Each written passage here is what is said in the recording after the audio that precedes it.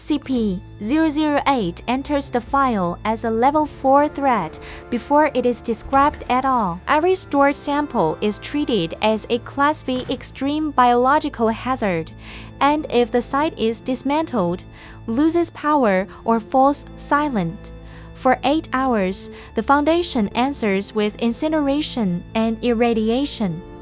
Anyone who leaves an SCP-008 facility enters 4 months of quarantine. If a breach occurs, incineration and irradiation return at once, and G2 sites are explicitly told not to prepare any evacuation procedure at all.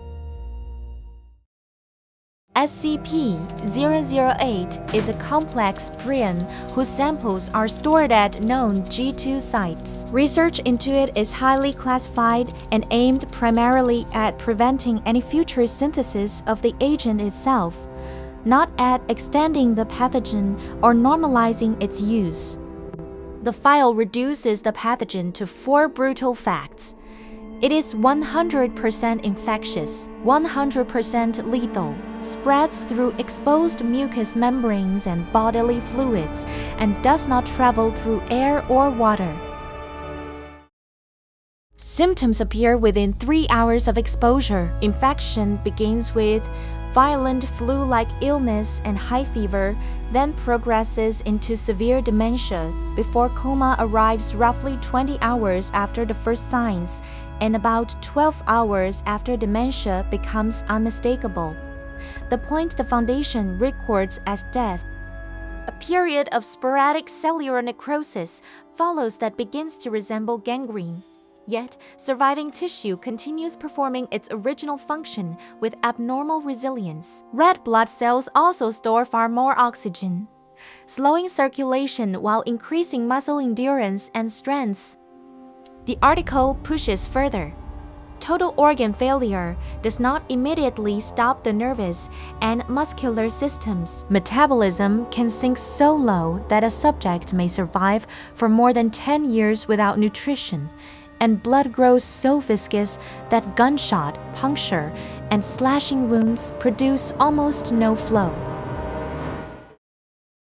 SCP-008 destroys conditioned behavior and leaves cognition severely erratic, but it does not erase movement evenly across species. Animals suffer such extensive brain necrosis that they become inactive, while human subjects still adapt enough to stand, balance, walk, bite, grab, and crawl. Those damaged human subjects still orient toward whatever they associate with living people. They move to hoard human sight, sounds, and smells, attempt to ingest living humans on contact, and usually have to be stopped with significant cranial trauma.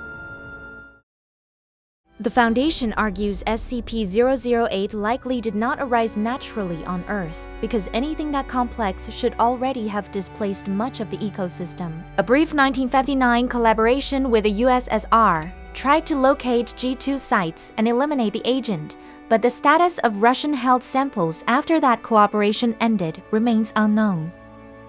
Addendum 008. This one supplies the only explicit cure. SCP-500 can completely reverse the disease, even in advanced stages. Even so, SCP-008 remains Euclid, stored at known G2 sites under destruction protocols. Catastrophic on direct contact, not airborne or waterborne, and still shadowed by unknown Russian